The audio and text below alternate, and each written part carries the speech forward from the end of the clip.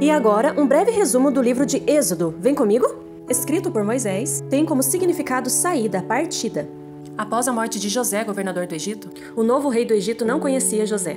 Ao ver o crescimento dos israelitas, viu isso como um perigo. E termina com a construção e dedicação do tabernáculo. Com 40 capítulos, vem trazendo a respeito da origem de Moisés. Conforme o povo crescia, eles eram serviçais do faraó.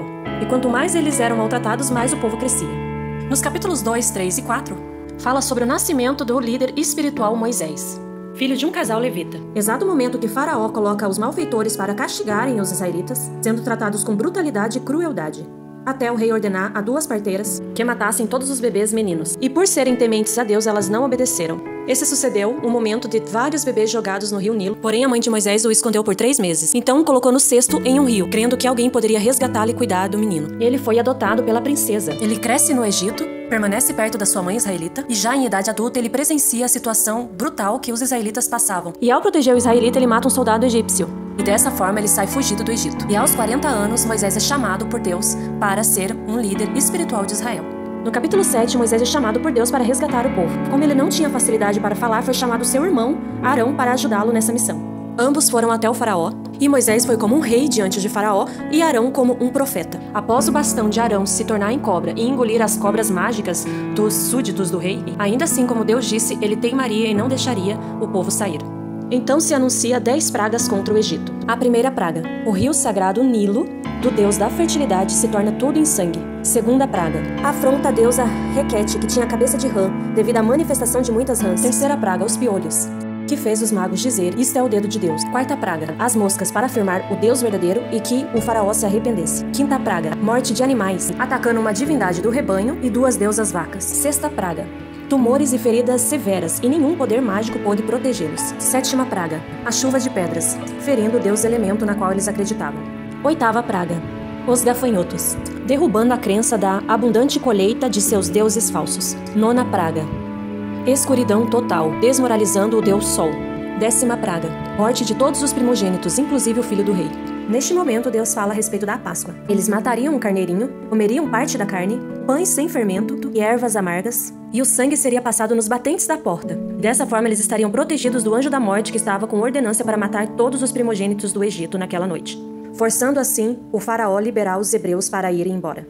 No capítulo 13, houve a separação das premissas tanto em filho quanto em animais separados para Deus. A glória de Deus está presente em coluna de nuvem e coluna de fogo entre o seu povo. Com teimosia, o faraó perseguiu o povo, e nesse momento Deus mostrou o seu poder abrindo o Mar Vermelho por meio de Moisés. E nesse momento Deus mostrou ao seu povo que estava com ele. E foi necessário esse episódio para Raabe citar anos depois o ocorrido da grande vitória de Deus acima dos egípcios, afirmando que ninguém está acima do poder de Deus. Capítulo 15 resguarda 2 canções de Moisés e de Miriam diante da vitória. Capítulo 16, Deus provém maná e codorna para alimentar o seu povo. Capítulo 17, a água sai da rocha. Capítulo 18, o sogro de Moisés orienta ele na sua liderança para instaurar outros líderes frente à multidão. Capítulo 19, acontece a aliança feita ao pé do Monte Sinai, onde Deus diz: o mundo inteiro é meu, mas vocês serão o meu povo, escolhido por mim. E o povo escutava o que Deus falava para Moisés por meio de uma nuvem escura. E o povo escutou os 10 mandamentos e todas as leis. O povo ouviu os trovões e o som da trombeta e ficaram com medo. Capítulo 24. Aliança com o povo de Israel. Deus chama Moisés e alguns líderes, e em um momento ele passa as leis somente para Moisés, e os líderes ficam na ponta do monte. E em um certo momento, Moisés, Arão, Nadab e Abiú e 70 líderes do povo de Israel subiram o monte e viram o Deus de Israel. Capítulo 25 fala sobre as ofertas para a tenda sagrada, a arca da aliança, a mesa dos pães da presença de Deus, o candelabro, e no 26 fala sobre a tenda da presença de Deus, e no capítulo 27 o altar para os sacrifícios queimados. Capítulo 28 fala sobre as roupas sacerdotais. Deus pede para Moisés chamar seu irmão Arão e os filhos deles, Nadab, Abiú, Eleazar e Itamar, para servirem como sacerdotes, onde precisarão usar o manto sacerdotal com fios de lã azul, púrpura e vermelha e fios de ouro e linho fino. E no peitoral terá 12 pedras preciosas. Em cada uma dessas 12 pedras será gravado o nome de um dos filhos de Jacó para representar as 12 tribos de Israel. Acima da mitra, na cabeça, uma placa de ouro puro e gravado nela a seguinte frase: separado para o Senhor, com um cinto bordado e 2 engastes de ouro e 2 correntes de ouro puro entrelaçadas em forma de cordão que você prenderá nos engastes.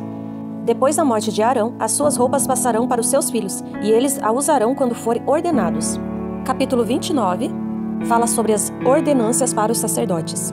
Capítulo 30 fala sobre o altar de queimar incenso, o imposto para a tenda da presença de Deus, a pia de bronze, o azeite de ungir, o incenso sagrado. Capítulo 31, Deus escolhe operários especializados. No capítulo 32 fala sobre a adoração do bezerro de ouro. Quando Moisés, no Monte de Sinai, fazia 40 dias que não havia voltado, Deus estava preparando as placas de pedra e os mandamentos, e nesse momento o povo foi até Arão e pediu que fosse criado um bezerro de ouro para que eles adorassem, no lugar de Deus. Neste momento, Moisés destrói o bezerro de ouro, e com o pó espalhado na água foi pedido ao povo que bebesse. E pela ordem de Moisés, os levitas foram de casa em casa matando familiares, vizinhos, amigos que pecaram contra Deus, matando naquele dia cerca de 3.000 homens. Moisés volta à presença do Senhor e diz que o povo cometeu um pecado terrível, e nesse momento pede perdão por cada um deles, e até diz que Deus escreveste o nome dessas pessoas no lugar dele no livro da vida. E Deus responde: riscarei do meu livro todos os que pecaram contra mim. Agora vai e leve o povo para o lugar que eu mandei. Lembre que o meu anjo guiará você, porém já está chegando o tempo que vou castigar esse povo pelo seu pecado. Capítulo 34, Deus fala a respeito do poder de Deus que vai estar unido ao povo de Israel nesse momento. E no capítulo 40 termina falando sobre a consagração da tenda da presença de Deus. Uma nuvem cobre a toda a tenda e nesse momento ela fica cheia da glória de Deus, o Senhor. Até aqui podemos ver 3 episódios muito importantes. O orgulho do grande faraó sendo quebrado.